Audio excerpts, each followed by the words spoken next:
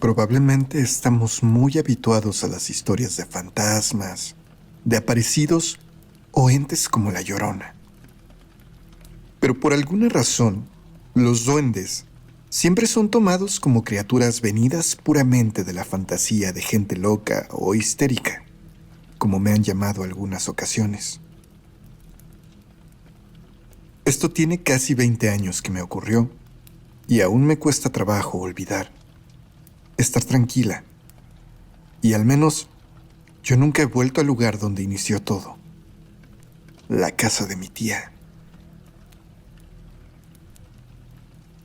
Cuando la tía Anabel murió, inesperadamente me dejó toda su herencia a mí.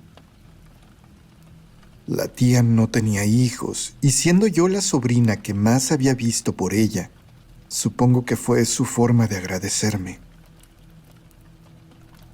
No había dinero en lo que yo recibiría.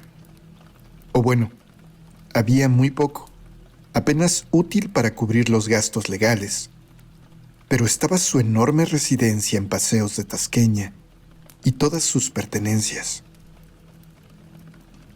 La tía coleccionaba antigüedades y tenía muchas piezas de joyería que seguramente valdrían algo. Además, claro, del valor de la propiedad, que en definitiva mi familia y yo no nos podíamos permitir conservar. Cuando la propiedad pasó legalmente a mis manos, fuimos a la casa a ordenar, clasificar e inventariar las pertenencias de la tía. Había jarrones, figuras de vidrio soplado, esculturas y pinturas que seguramente tendrían muy buen valor. Fue en la habitación de la tía que encontramos algunas cosas particulares. Por un lado, encontramos un pequeño mueble lleno de joyas.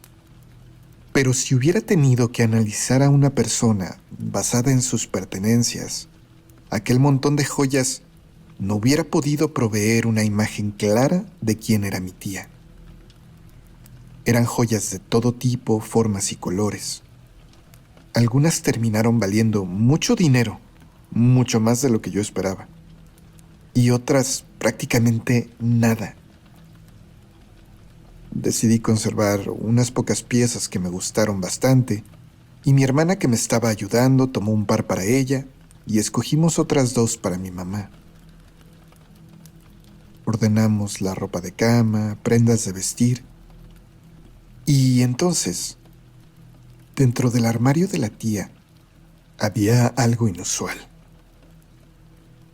Dentro de una cajita de cristal estaba la figura de un duende. Medía tal vez unos 40 centímetros de altura y estaba vestido con ropas de terciopelo verdes, muy finas y adornadas con pedrería brillante. Su cabeza estaba coronada por cabello crespo y castaño, que se sentía muy real, por decirlo de algún modo. En la base de esa caja de cristal había un puñado de joyas, todas reales y de muy buena calidad, aunque en una inspección cercana eran piezas impares de aretes, brazaletes con el broche descompuesto y anillos a los cuales les faltaban algunas piezas de pedrería. Sin embargo, no dejaba de ser extraño que la tía hubiese puesto ahí aquellas piezas, aquellas joyas. Pudo haberlas mandado a arreglar tal vez, pero aquello parecía alguna clase de altar. Suena bastante tétrico, lo sé, pero la verdad es que la figura era aterradoramente atrayente, y pensé que sería algo que me gustaría conservar, e incluso lo imaginé coronando mi mueble de televisión. Claro, retirándole aquellas joyas defectuosas. Para que me entiendan, me parecía como la versión élfica de un arlequín italiano. Esa noche lo llevé conmigo a mi departamento. Necesitaba hacerle un espacio donde quería ubicarlo, así que primero lo coloqué provisionalmente en mi escritorio. Cené, Vi un poco de televisión y caí profundamente dormida.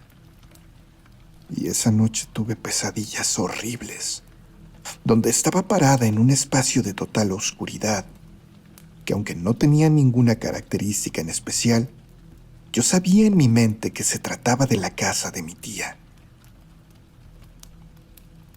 Tenía en mis manos anillos y pulseras de oro, que más que joyería parecían en ese momento grilletes que me tenían atrapada en aquel lugar, mientras una pequeña sombra me rodeaba y me daba pellizcos en las piernas, aunque yo no podía identificar plenamente de quién se trataba. Recuerdo haber despertado muy alterada. Me calmé, me recompuse y sintiéndome aún cansada, bajé a hacerme de desayunar. La noche anterior ni siquiera me había bañado, víctima del cansancio tan horrible que me había atacado. Así que antes de consumir mis alimentos decidí dejarlos ya preparados y servidos en la mesa y procedí a darme una ducha para iniciar mi día. Mientras tomaba aquel baño me di cuenta. Tenía en las piernas pequeños moretones, casi como si fueran piquetes de mosco, pero sin la roncha ni la comezón que son característicos de ellos. Solamente tenía las manchas enrojecidas por todas las pantorrillas y espinillas. Era extraño, pero ni siquiera tuve tiempo de preocuparme porque comencé a escuchar unos pequeños pasos que andaban por el pasillo. Grité para ver si se trataba de mi hermana, a sabiendas de que ella tenía llaves de mi casa, pero nadie me contestó. Estaba por salir de la ducha cuando escuché muy claramente cómo se abrió y cerró la puerta de entrada. Y entonces me preocupé. Salí apresurada de la regadera y revisé por todos lados, pero estaba completamente sola en casa. Salí incluso al pasillo del edificio. Bajé un par de pisos, donde el señor de la basura recogía los desperdicios de un par de departamentos, y aproveché para preguntarle a él y a las vecinas si habían visto salir a mi hermana de mi departamento. Respondieron que no. Volví a mi casa un poco confundida, pero decidí hacerme la idea de que todo había sido cosa de mi imaginación, o probablemente el resultado de los ruidos de los departamentos vecinos. Eso fue lo que decidí creer hasta esa noche.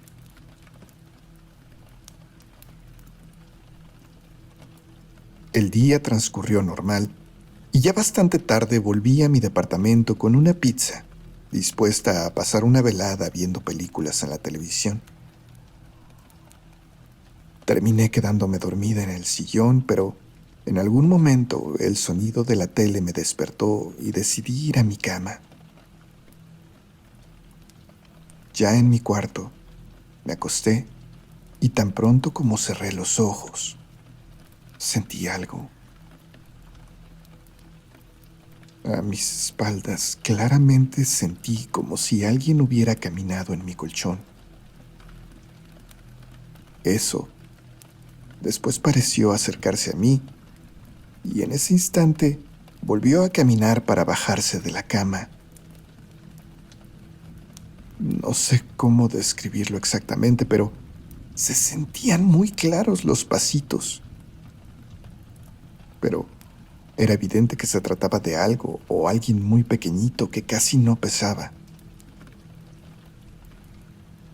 Asustada, pensando incluso que se podría tratar de un animal, me di vuelta con el temor de encontrarme en mi cama con una de las iguanas de mi vecino. Ya se le habían escapado alguna vez. Pero no fue así. En ese lado de la habitación había algo. La figura de una persona. Una silueta completamente oscura que me miraba oculta apenas asomándose desde detrás del tocador.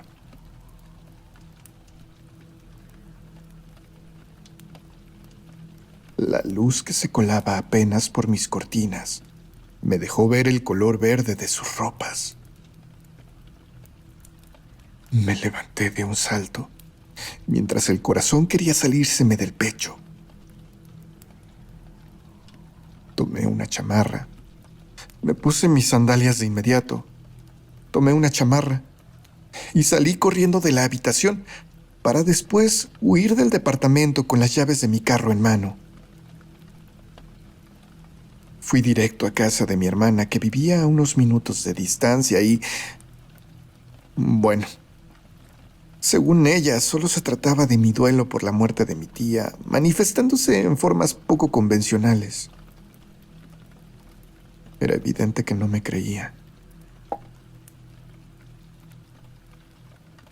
Y bueno, podré sonar vengativa, supongo, pero le dije que al día siguiente me acompañara. Iríamos a mi casa por aquella figura que a ella también le había gustado tanto, y se la regalaría. Pero en mi departamento no pudimos encontrarla. En mi escritorio la cajita de cristal estaba completamente abierta, pero de aquel pequeño duende no encontramos ni rastro. Terminamos llevándonos esa cajita de cristal y la dejamos abierta en casa de mi tía.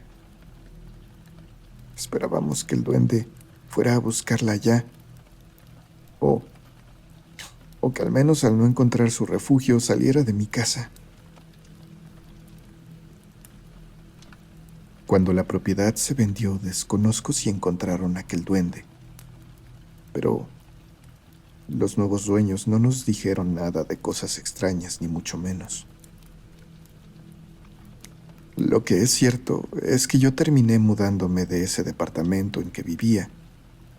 Y es que, ocasionalmente por las noches, sentía como si una presencia me observara desde la oscuridad, desde las sombras. Nunca más lo volví a ver propiamente, pero aún así nunca pude recuperar mi tranquilidad hasta que me fui de ahí.